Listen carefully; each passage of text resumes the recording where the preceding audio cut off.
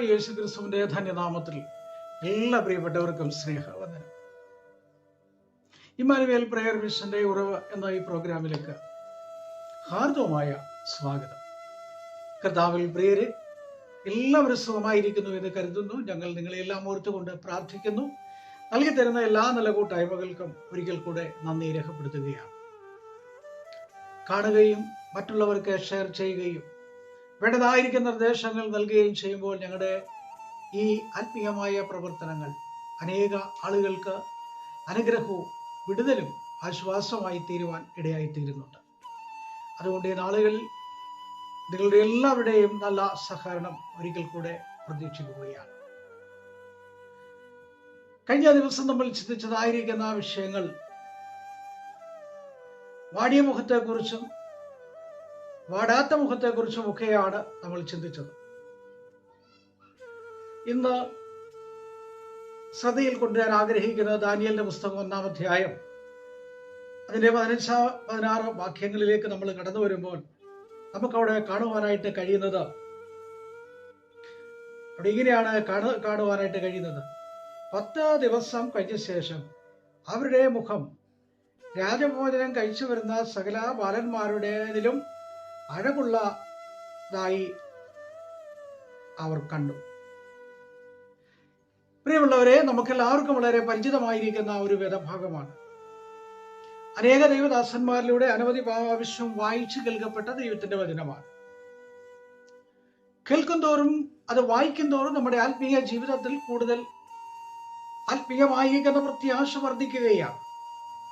അതുകൊണ്ട് കൂടുതൽ പഠിക്കുവാനും കൂടുതൽ അറിയുവാനും അത് കൂടുതൽ നമ്മുടെ ജീവിതത്തിൽ സ്വായത്തമാക്കാനും നമ്മൾ ശ്രമിച്ചുകൊണ്ടിരിക്കുന്ന ഒരു കാലഘട്ടമാണ്.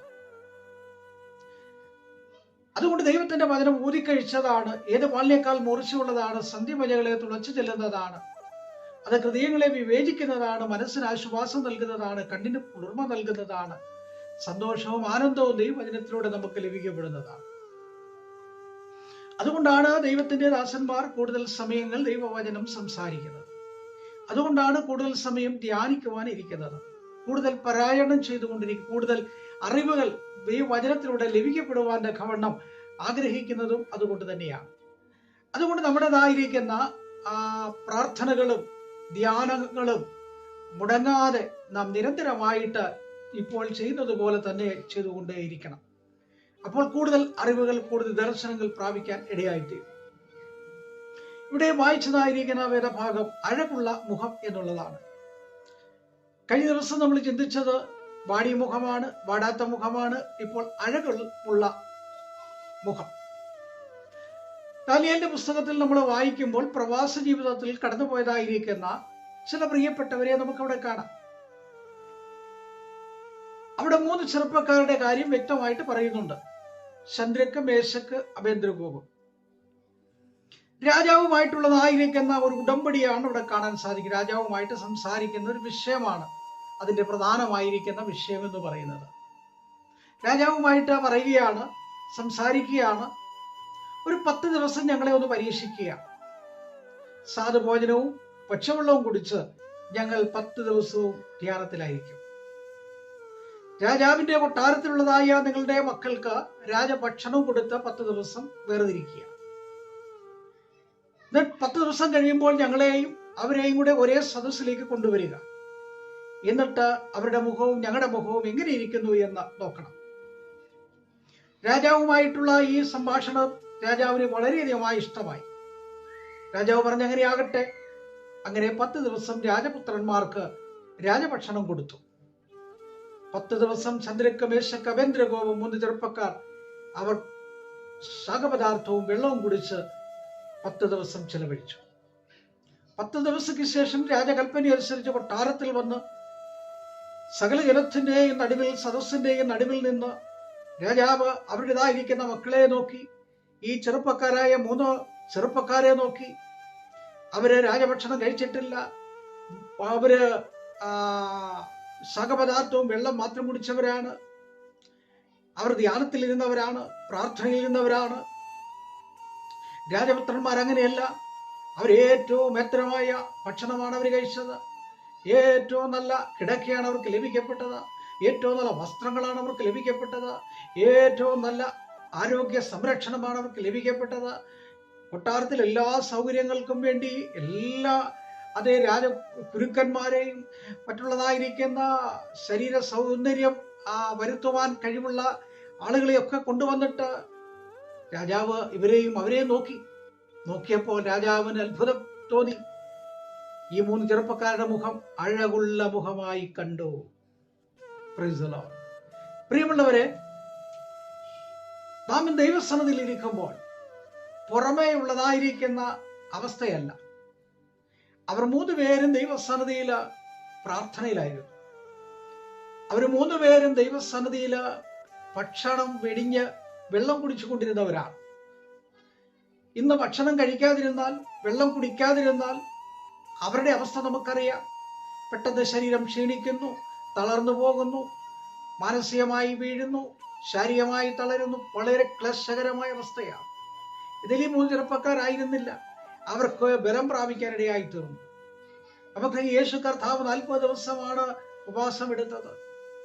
40 ദിവസമാണ് ആ ആഹാരം കഴിച്ചിട്ട് എലിയാവ് ആ ഗുഹയിൽ നിന്നും യാത്ര ചെയ്തത്. 40 ദിവസം രാവും പകലും യാത്ര ചെയ്തു. അപ്പോൾ ദൈവത്തിൻ്റെതായിരിക്കുന്ന സന്നദ്ധിയിൽ ഇരിക്കുന്നത് ഒരിക്കലും നഷ്ടമല്ല. നമ്മുടേതായിരിക്കുന്ന മുഖകാന്തി വർദ്ധിക്കാനിടയായിത്തീരും. നമ്മുടേതായിരിക്കുന്ന മുഖത്തിന് ചൈതന്യം ഉണ്ടാകാനിടയായിത്തീരും. കാരണം നമ്മൾ ദൈവത്തോടു കൂടെയാണ് ഇരിക്കുന്നത്. ഒരിക്കൽ കർത്താവിന്റെ സന്നിധിയിൽ മോശ ഒരു കാര്യം ആവശ്യപ്പെട്ടു. കർത്താവേ, അങ്ങയുടെ ശബ്ദം ഞാൻ അനുസരിക്കുന്ന ഒരു വ്യക്തിയാണ്. സീനായി മലയിൽ തൊട്ട് ഫറവോന്റെ കൊട്ടാരം തൊട്ട് മരുഭൂമി തൊട്ട് ഞാൻ ഒരുപാട് യാത്ര അങ്ങയുടെ വാക്കുകൾക്കനുസരിച്ച് ചെയ്ത വ്യക്തിയാണ്. ഇടത്തോട്ടോ വലത്തോട്ടോ മാറാതെ പോയ ഒരു വ്യക്തിയാണ്. അങ്ങയുടെ ശബ്ദം മാത്രമേ ഞാൻ കേട്ടിട്ടുള്ളൂ. എനിക്ക് അങ്ങയെ ഒന്ന് കാണണമെന്ന് വളരെയധികമായി ആഗ്രഹമുണ്ട്. ഈ ആഗ്രഹത്തെ സഫലമാക്കണമെന്നുള്ള ആഗ്രഹത്തോടുകൂടെ ദൈവത്തോടുള്ളതായിരിക്കുന്ന ആവശ്യം അറിയിച്ചു. ദൈവം പറഞ്ഞ്, എന്നെ കാണുന്നവർക്ക് ജീവിച്ചിരിക്കാൻ കഴിയില്ല. അതുകൊണ്ട് നീ ഒരു കാര്യം ചെയ്യ, ആഗ്രഹമല്ലേ. സങ്കീർത്തനക്കാരനായ ദാവീദ് പറയുന്ന, ആഗ്രഹിക്കുന്ന ആത്മാവിനെ തൃപ്തിപ്പെടുത്തും. അതുകൊണ്ട് പ്രയാസമുള്ള കാര്യമാണ് നീ ചോദിച്ചത് എന്ന് ഏലിയാവ് എലീശയോട് ചോദിക്കുന്നുണ്ട്. നീ പ്രയാസമുള്ള കാര്യമല്ലേ ചോദിച്ചത്? ഇവിടെയും പ്രയാസമുള്ള ഒരു കാര്യമാണ്.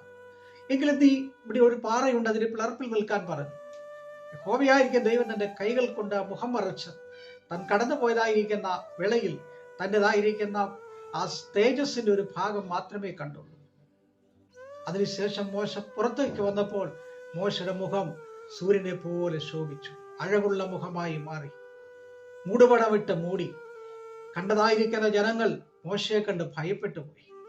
അത്രമാത്രം സൗരഭ്യവും സൗന്ദര്യവും അത്രമാത്രം ശോഭയുള്ളതായ മുഖമായിട്ട് ആ ദേവദാസൻ പുറത്തേക്ക് വരികയാണ്. പുറമേ ഉള്ളതായിരിക്കുന്ന നിറത്തിലല്ല, പുറമേ ഉള്ളതായിരിക്കുന്ന സൗന്ദര്യത്തിലല്ല, അകമേ ഒരു സൗന്ദര്യമുണ്ട്, അകമേ ഒരു ഒരു ഒരു ശോഭയുണ്ട്. അഴകുള്ളതായ ശോഭയ പുറത്തു വരേണ്ടിയിരിക്കുന്നു. അത് പ്രാർത്ഥനയിലൂടെ മറ്റുരച്ചുകൊണ്ട്, കറതുകർന്നുകൊണ്ട്, വേദന അകറ്റിക്കൊണ്ട്, നമ്മുടെ വേദനകളും നമ്മുടെ പ്രയാസങ്ങളും നമ്മുടെ നിരാശകളും നമ്മുടെ സങ്കടങ്ങളും ഒക്കെ ഈ അഴകിനെ മൂടിക്കളഞ്ഞിരിക്കുക, സൗന്ദര്യത്തെ മൂടിക്കളഞ്ഞിരിക്കുക.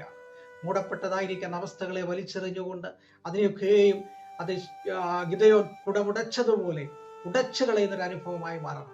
എല്ലാത്തിനെയും ഉടച്ചു കളഞ്ഞുകൊണ്ട് ആ പന്തം തെളിഞ്ഞതുപോലെ നമ്മുടെ ഉള്ളിൽ നിന്നും അത് പ്രകാശം പരക്കുവാനിടയാകണം. അനേകർക്ക് ശോഭ പകരുവാനിടയാകണം, വെളിച്ചമേകുവാനിടയാകണം. അതായിരിക്കണം ഒരു വിശ്വാസി. അങ്ങനെയാണ് 3 ചെറുപ്പക്കാർ രാജസദസ്സിൽ വെച്ച് പറയുകയാണ്, അഴകമുള്ള മുഖമായി ഞാൻ കണ്ടിരിക്കുന്നു.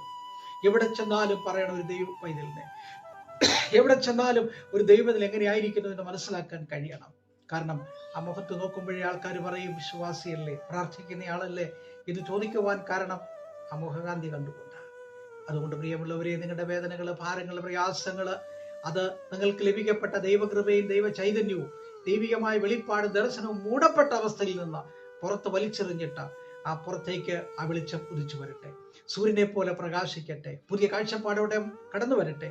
അതിനായി ദൈവം നിങ്ങളെ ഓരോരുത്തരെയും ശക്തീകരിക്കട്ടെ. കരുണയുള്ള ദൈവമേ, സ്വർഗ്ഗസ്ഥ പിതാവേ, അനുഗ്രഹിക്കപ്പെട്ട നല്ല സമയത്തിനായി, കേൾക്കപ്പെട്ട വചനത്തിനായി പിതാക്കന്മാരെയും മാതാക്കളെയും ഓർക്കുന്നു. രോഗികളായി കഴിയുന്ന പ്രിയപ്പെട്ടവരെ ഓർത്ത് പ്രാർത്ഥിക്കുന്നു. ജന്മദിനവും വിവാഹ വാർഷികവും ആഘോഷിക്കുന്നവരെ ഓർത്ത് പ്രാർത്ഥിക്കുന്നു. ജോലിയോടുള്ള ബന്ധത്തിൽ കേരളത്തിലും വടക്കേ ഇന്ത്യയിലും ഗൾഫ് മേഖലകളിൽ യൂറോപ്യൻ രാജ്യങ്ങളിലും അമേരിക്കയിലുമായിട്ട് അനേക ആളുകൾ പാർത്ത് ജോലി ചെയ്യുന്നവരുണ്ട്. പഠനത്തിനായി കടന്നുപോയ കുഞ്ഞുങ്ങളുണ്ട്. വിവിധ രാജ്യങ്ങളിൽ ബിസിനസ് ചെയ്യുന്ന പ്രിയപ്പെട്ടവരുണ്ട്. അവരെല്ലാം ഓർത്തുകൊണ്ട് പ്രാർത്ഥിക്കുകയാണ്. പഠനത്തിൽ മികവോടുകൂടെ കടന്നു പോകുന്ന കുഞ്ഞുങ്ങളുണ്ട്. അവരെല്ലാം ഓർത്തുകൊണ്ട് പ്രാർത്ഥിക്കുന്നു. പുതിയ അഡ്മിഷന് വേണ്ടി ആഗ്രഹിക്കുന്നവരുണ്ട്. പുതിയ കർത്താവെ അതേ രാജ്യങ്ങളിൽ പഠനത്തിന് വേണ്ടി ആഗ്രഹിക്കുന്നവരുണ്ട്. അവരെല്ലാം ഓർത്തുകൊണ്ട് പ്രാർത്ഥിക്കുക. കുഞ്ഞുങ്ങളില്ലാതെ കർത്താവെ നാളുകളായി ദമ്പതികൾ ഭാരത്തോടെ അതേ പുത്ര അനുഭവിച്ചിരിക്കുന്ന പ്രിയപ്പെട്ടവരുണ്ട്. കർത്താവെ ഹന്നയെ പോലെ കരയുന്ന പ്രിയപ്പെട്ടവരുണ്ട്. അവരെല്ലാം ഓർത്ത് ദൈവം അനുഗ്രഹിക്കണം. ഈ നാളുകളിൽ ആഗ്രഹിക്കുന്ന വിഷയത്തിന്മേൽ ദൈവം അനുഗ്രഹിച്ച് ദൈവ ചൈതന്യവും ദൈവകൃപയും ഭവനത്തിൽ നിറയുവാൻ സഹായിക്കണം. പ്രാർത്ഥന കേട്ടതിനായി സ്തോത്രം. യേശുവിൻ നാമത്തിൽ തന്നെ ആമേൻ. Praise the Lord. ദൈവം നിങ്ങളെല്ലാവരെയും അനുഗ്രഹിച്ച് കാക്കുമാറാകട്ടെ. ഈ വചനങ്ങൾ ദൈവം നിങ്ങളെ